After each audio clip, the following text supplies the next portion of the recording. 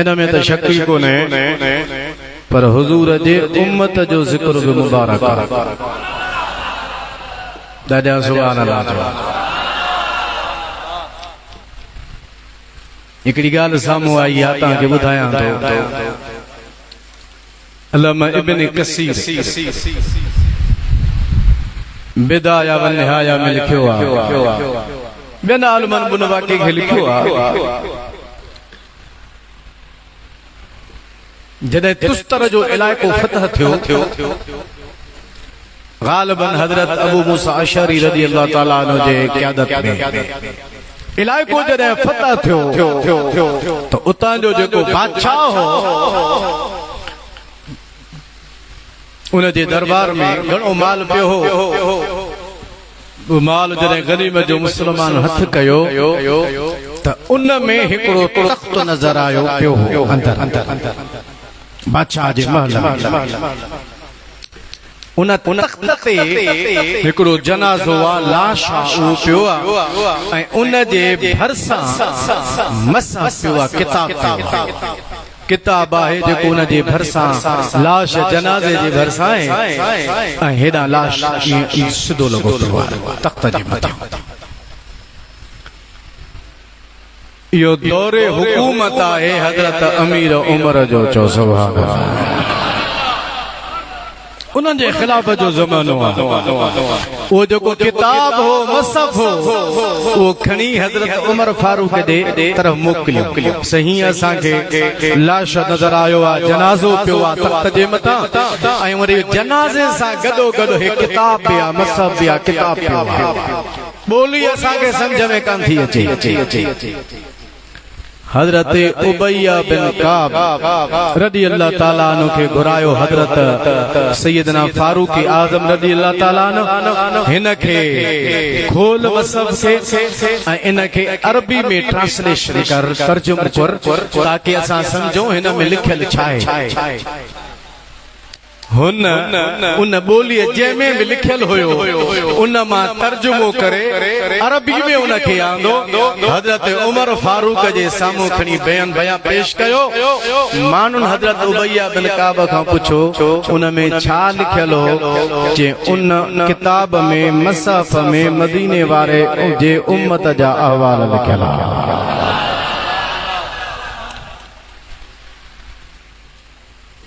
सही उहो त थिया अहवाल लिखिया पिया किताब में। जेको तख्त जे मथां लाश हो, जनाज़ो हो, उहो कंहिंजो हुयो, कंहिंजो लाश जनाज़ो हो जेको उन जाइ ते पयल हो। वो जनाज़ो 100 साल पहिरियां अल्लाह जो नबी हज़रत दानियाल अलैहिस्सलाम दुनिया जे तख़्ते ते हुयो।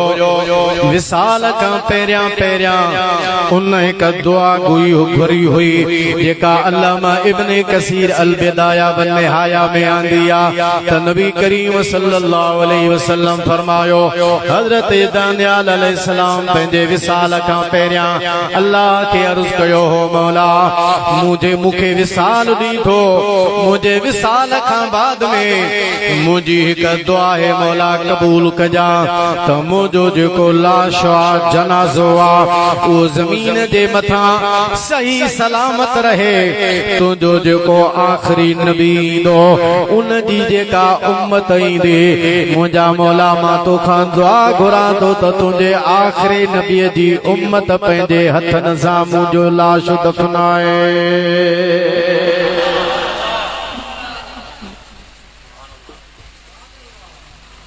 उहा थी करे तदफीन करे पोइ कई 100 साल गुज़री विया। उन तख्त जे मथां हज़रत दानियाल अलैहिस्सलाम जो जनाज़ो मुबारक पयल हुयो,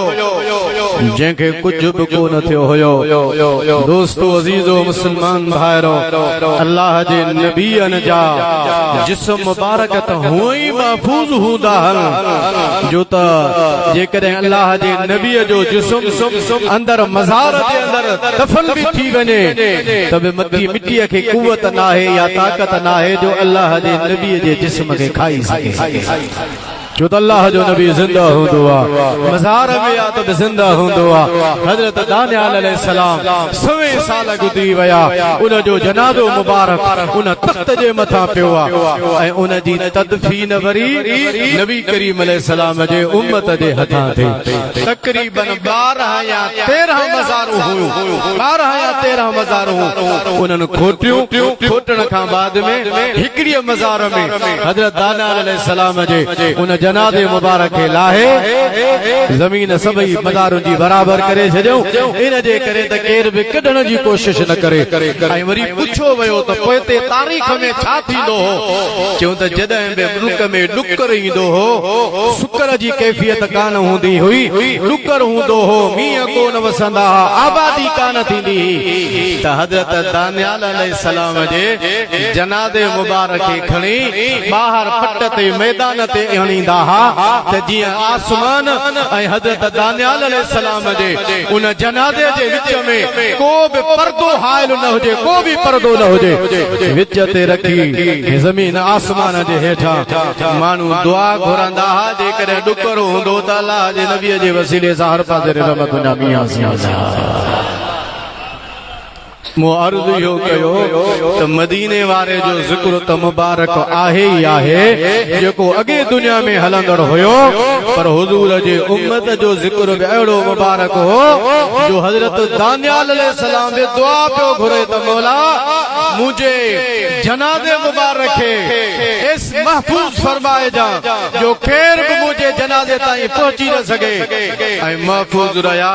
ऐं हुज़ूर जी उम्मत अची पंहिंजे हथनि सां उन्हनि खे तदफीन उन्हनि जी कई ज़ाहिर आहे अल्लाह जे नबीअ जो जिस्म मुबारक आहे अल्लाह जे नबीअ जी ज़ात आहे उनखे हुज़ूर जे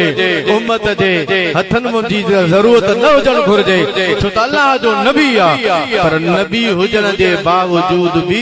इहा दुआ घुरी वियो उम्मत ज़रूर आहे पर आहे रसूलुल्लाह जी तंहिंजे करे इन्हनि जा हथ मूंखे नसीब थियनि सल्लल्लाहु अलैका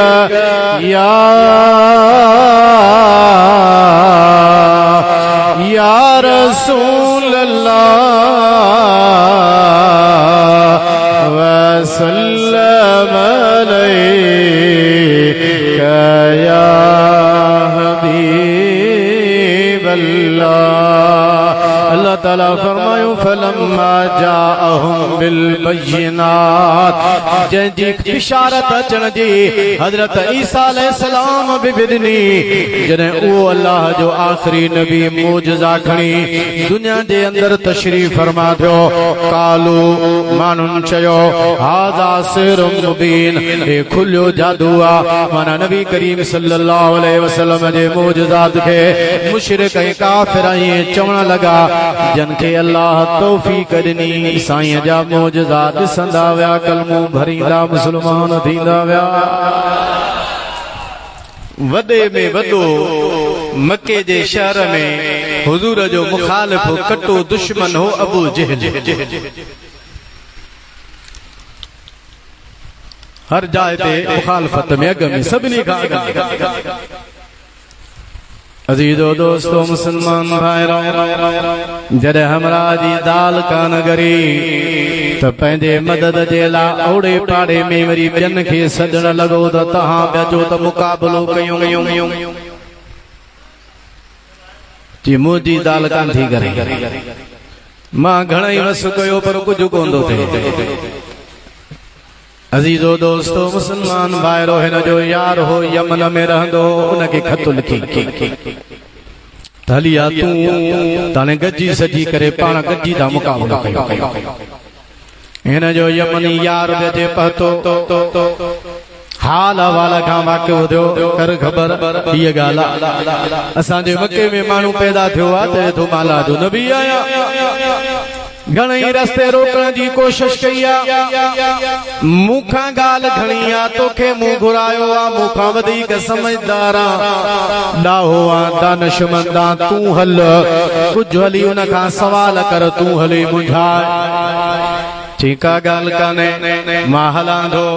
सिर्फ़ 3 सवाल कंदुसि